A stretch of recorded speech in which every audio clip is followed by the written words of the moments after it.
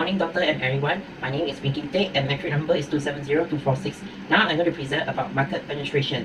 There will be three parts that we're going to discuss in this section. The first part is to identify whether Malaysia Bank able to penetrate the Indian market or not.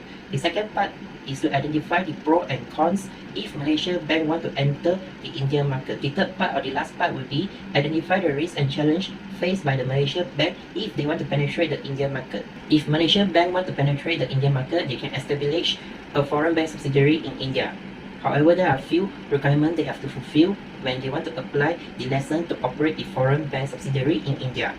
This requirement is based under Section 22 of Banking Regulation Act, and this requirement is also set by the Indian Central Bank, or known as Reserve Bank India. There are 5 minimum requirements. The first one is Malaysia economic and political condition. The second one is Malaysia financial stability. The third one is Malaysia bank ownership pattern. The fourth one is Malaysia and Malaysia bank rating by a rating agency of international repute, international presence of a bank. The fifth one or the last one is Malaysia bank risk management and internal control system that are appropriate.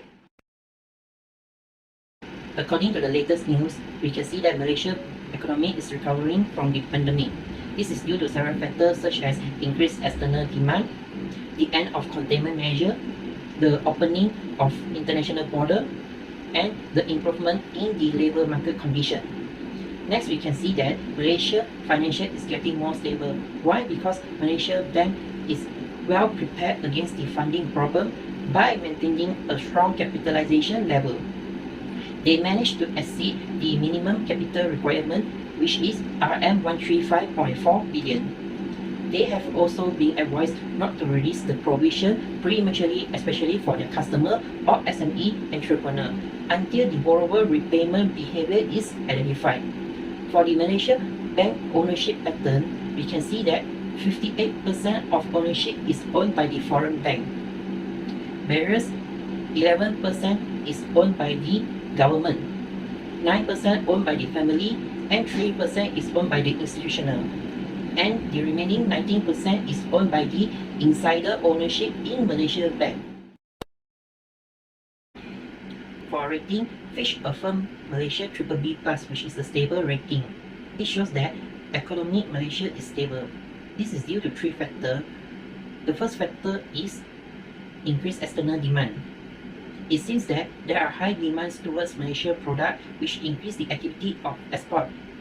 This means there will be a lot of cash flow in Malaysia firm because they will export their product to the outstation. The second factor is the end of containment measure. After the end of containment measure, people will go out and spend money.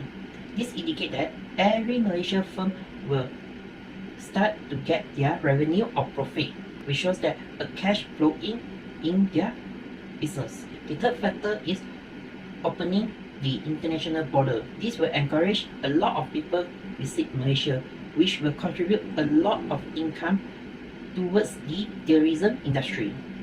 Because of these 3 factors, the Malaysia economy will become better. For the next rating, S&P Global Rating has issued A- for long-term and A- 2 for short-term issuer credit rating to CIMB, Maybank, and Public Bank, while M-Bank and IHB Bank will assign BBB+ for long-term and A- 2 for short-term issuer credit rating. This indicates these 5 banks have a strong financial buffer, stable market position, adequate capitalization, and adequate funding and liquidity. It also demonstrates that these 5 banks have a good risk management and internal control. Overall, we can see that Malaysia has the perfect condition to fulfill these 5 minimum requirements to establish a foreign bank subsidiary in India, which shows that they have a high chance to enter the Indian market or penetrate the Indian market. Now, let us discuss the pros and cons of market penetration. Let us focus on the pro first. So what is the pro if Malaysia Bank able to penetrate the India market? The first point is to fasten their business growth. By entering the India market, Malaysia Bank able to expand their customer base because they're able to find more customers. This also will increase their bank profit because they're able to sell more products and services to more customers. The second point is to combat their competitor.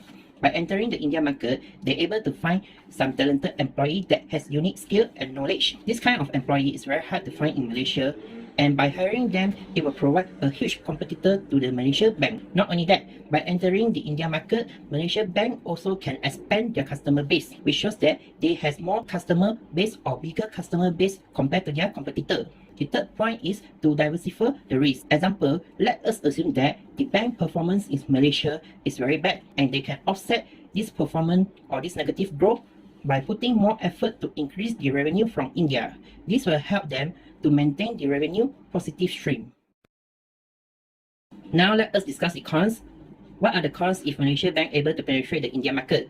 The first point is the expenses of forming or dissolving the entity. The established cost of foreign subsidiary in India is very expensive. So for the Malaysia bank, they have to prepare a huge fund. They are also required to prepare fund if they want to cease the operation from India due to too much losses incurred.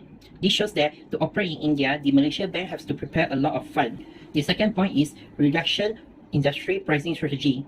If the local bank in India lower their interest rate, then the Malaysia bank also have to lower their interest rate to match their competitor. This is to prevent the customer shifting and to create balance. Assume that the currency India is strong and the currency Ringgit Malaysia is weak, and Malaysia bank has decided to lower their interest rate. As a result, Malaysia bank will face losses because the India citizen have to pay a few or a bit of amount in India currency for the interest rate, and Malaysia bank will convert those currency to Ringgit Malaysia and receive it in a few amount, which shows that it is not worth it and a losses to Malaysia bank.